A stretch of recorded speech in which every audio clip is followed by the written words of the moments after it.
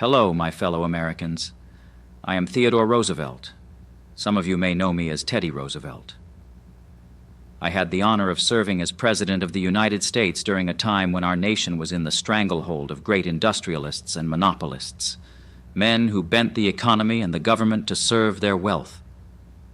I fought then for the common man against the trusts, and I speak to you now because the struggle has returned, different in form, but the same in spirit.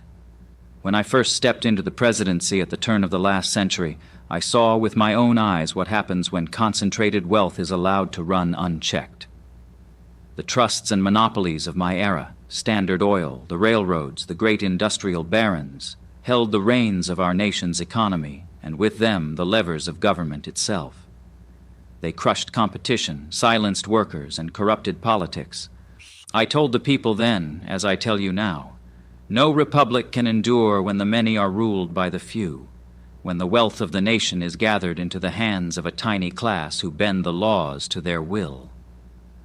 That is not democracy, it is plutocracy. Friends, let's speak plainly.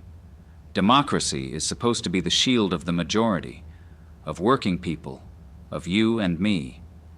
It is the one system that gives us a voice against concentrated wealth and power. But here's the truth. In class warfare, democracy becomes a threat to the ruling class, and so the rich seek to dismantle it. Why? Because democracy, if left intact, allows us to vote for higher taxes on billionaires. It allows us to regulate corporations that exploit us. It allows us to build safety nets against mass layoffs, automation, and greed. In other words, democracy puts the brakes on unlimited accumulation, and unlimited accumulation is what the ultra-wealthy are after. Every machine that replaces a worker weakens labor's bargaining power. Every data set captured concentrates wealth into fewer hands. And when you and I begin to notice, when we begin to question, democracy is the lever we could use to take power back. That's why they weaken it. They gerrymander districts. They suppress votes. They flood the airwaves with disinformation and culture war distractions. They normalize precarity, telling you to hustle harder, adapt faster, and fight your neighbor instead of questioning why the system is collapsing around you. This is not a glitch in the system. This is the system, class warfare by structural means. So listen carefully.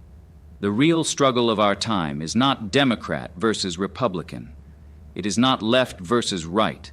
It is capital versus labor in the age of machines. It is the 1% versus the 99%. And the battlefield is democracy itself. The question is this: will we allow democracy to be hollowed out until it's a shell that protects only the rich? Or will we stand together, reclaim it, and use it to build a future where technology serves humanity, not the other way around? The choice is ours, and the time is now.